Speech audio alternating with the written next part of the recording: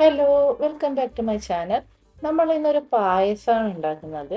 ഇത് നിങ്ങൾ ആരും ഇതുവരെയും ചിന്തിക്കാത്ത രീതിയിലുള്ള ഒരു പായസമാണ്. അപ്പോൾ നമ്മൾ ഇന്ന് ഈ ഒരു പായസം ഉണ്ടാക്കുന്നത് ഗോതമ്പ് പൊടി ചപ്പാത്തിക്ക് പരത്തുന്നത് പോലെ പരത്തിയെടുത്താണ്. അപ്പോൾ നല്ല ടേസ്റ്റാണ് ഈ ഒരു പായസം. നമ്മുടെ അടപ്രഥമനിലെ അടയൊക്കെ കഴിക്കുമ്പോഴുള്ളത് പോലെ ഉണ്ടാകും ഈ ഒരു പായസം. അപ്പോൾ എങ്ങനെയാണ് ഈ ഒരു വെറൈറ്റി പായസം ഉണ്ടാക്കുന്നതെന്ന് അറിയാം. വീഡിയോ മുഴുവൻ എല്ലാവരും സ്കിപ്പ് ചെയ്യാതെ കാണണം. അപ്പോൾ ഈ ഒരു പായസം ഉണ്ടാക്കാനായിട്ട് ഞാനിവിടെ ആദ്യം തന്നെ ഗോതമ്പ് പൊടി എടുത്തിട്ടുണ്ട്. അപ്പോൾ ഞാനിവിടെ ഏകദേശം ഒരു 3 ചപ്പാത്തി ഉണ്ടാക്കാനുള്ള ഗോതമ്പ് പൊടിയാണ് എടുത്തിട്ടുള്ളത്.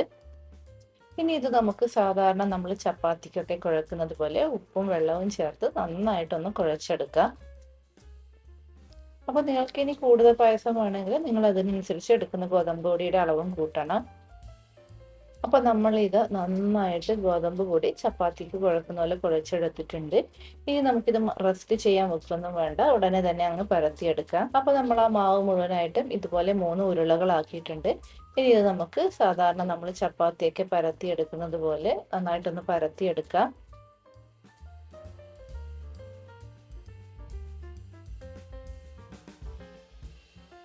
അപ്പോൾ നമ്മളിത് ചപ്പാത്തിക്ക് പരത്തുന്ന പോലെ പരത്തിയെടുത്തിട്ടുണ്ട്. കറക്റ്റ് ഷേപ്പ് ഒന്നും ആയില്ലെങ്കിലും കുഴപ്പമില്ല. ഇനി നമുക്കിത് ഒരു കത്തി വെച്ച് ഈ കാണുന്നത് പോലെ ഒന്ന് കട്ട് ചെയ്തെടുക്കണം. ആദ്യം നമ്മൾ ഇതുപോലെ താഴോട്ട് വെർട്ടിക്കലായിട്ട് പിന്നീട് ഹൊറിസോണ്ടലായിട്ട് വേണം കട്ട് ചെയ്തെടുക്കാൻ. അതായത് നമുക്ക് പറ്റുന്നത്ര മാക്സിമം ചെറിയ സൈസിൽ കട്ട് ചെയ്തെടുക്കണം.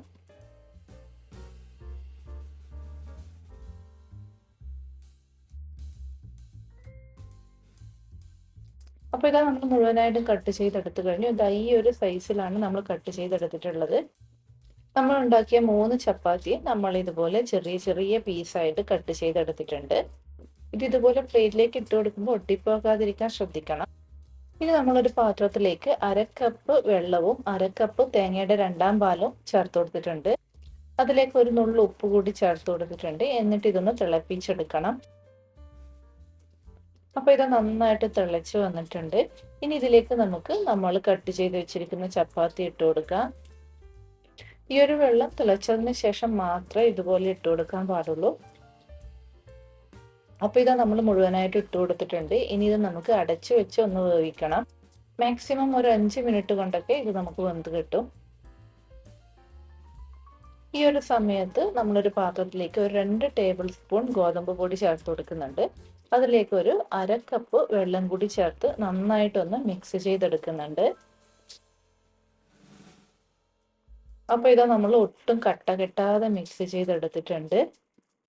ഇത് നമുക്ക് ആ പായസത്തിലേക്ക് ചേർത്ത് കൊടുക്കണം. ഇത് ചേർത്ത് കൊടുക്കുമ്പോൾ ആ പായസത്തിന് കുറച്ചുകൂടി കൊഴുപ്പ് കിട്ടും. അപ്പോൾ ഇത് ഏകദേശം 5 മിനിറ്റ് കഴിഞ്ഞു. നമ്മൾ കട്ട് ചെയ്തിട്ട് കൊടുത്തൊക്കെ നന്നായിട്ട് വെന്തിട്ടുണ്ട്. ഇത് നിങ്ങൾ ഈ ഒരു സമയത്ത് അധികം ഇളക്കാൻ നിൽക്കേണ്ട. ശർക്കരപ്പാനി കൂടി ഒഴിച്ചു കൊടുത്തതിന് ശേഷം നമുക്ക് നന്നായിട്ടൊന്ന് ഇളക്കിയെടുക്കാം. അപ്പോൾ നമ്മൾ ഇതിലേക്ക് ഏകദേശം ഒരു 1/2 കപ്പ് ശർക്കരപ്പാനി ചേർത്ത് കൊടുക്കുന്നുണ്ട്. ഇതിൻ്റെയൊക്കെ അളവ് നിങ്ങളുടെ മധുരത്തിനനുസരിച്ച് കൂട്ടുകയോ കുറയ്ക്കുകയോ ചെയ്യാം. കൂടെ തന്നെ നമ്മൾ ഗോതമ്പ് പൊടി മിക്സ് ചെയ്ത് വെച്ചിരിക്കുന്നതും കൂടി ചേർത്ത് കൊടുക്കാം. ഇനി നമുക്ക് ഇതെല്ലാം കൂടി ഒന്ന് മിക്സ് ചെയ്ത് കൊടുക്കാം.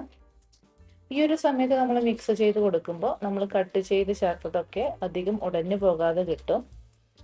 ഇനി ഇത് വീണ്ടും നമുക്ക് നന്നായിട്ടൊന്ന് തിളപ്പിച്ചെടുക്കണം.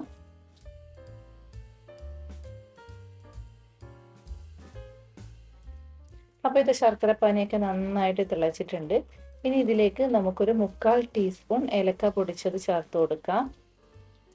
എന്നിട്ട് ഇത് വീണ്ടും നന്നായിട്ടൊന്ന് മിക്സ് ചെയ്ത് കൊടുക്കണം. അതിനുശേഷം ഇത് അടച്ചു വെച്ച് ഒരു ലോ ഫ്ലെയിമിലിട്ട് 5 മിനിറ്റ് നേരം ഒന്ന് കുക്ക് ചെയ്തെടുക്കണം. ആ ഒരു സമയം കൊണ്ട് നമുക്ക് ആ ഗോതമ്പ് ശർക്കരയും എല്ലാം കൂടി നന്നായിട്ടൊന്ന് യോജിച്ച് കിട്ടും.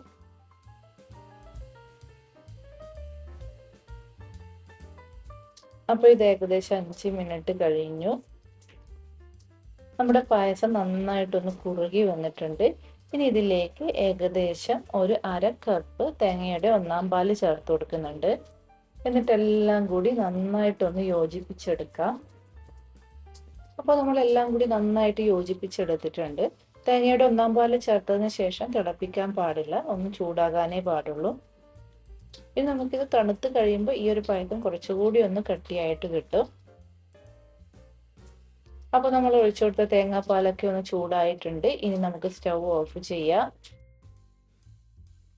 അപ്പോൾ നമ്മുടെ ടേസ്റ്റി ആയിട്ടുള്ള വെറൈറ്റി പായസം ഇവിടെ റെഡി ആയിട്ടുണ്ട്. ഗോതമ്പ് ശർക്കരയൊക്കെ ചേർത്ത് ഉണ്ടാക്കിയതായതുകൊണ്ട് തന്നെ ഇത് ചെറിയ കുട്ടികൾക്കും മുതിർന്നവർക്കും ഒരുപോലെ നല്ലതാണ്. അതുമാത്രമല്ല ഇത് നല്ല ടേസ്റ്റുമാണ്. ഇത് കഴിക്കുമ്പോൾ ആ ഒരു ഗോതമ്പ് കട്ട് ചെയ്തത് എടുത്ത് കടിക്കുമ്പോൾ നമുക്ക് കറക്റ്റ് നമ്മുടെ അട കടിക്കുന്നത് പോലെ ഉണ്ടാകും. അപ്പോൾ നിങ്ങൾ എല്ലാവരും ഈ ഒരു വെറൈറ്റി പായസം ഉണ്ടാക്കി നോക്കണം. എന്നിട്ട് അഭിപ്രായങ്ങൾ കമന്റ് ചെയ്ത് അറിയിക്കണം. വീണ്ടും പുതിയ റെസിപ്പിയുമായി അടുത്ത വീഡിയോയിൽ കാണാം. അതുവരേക്കും ബൈ ബൈ.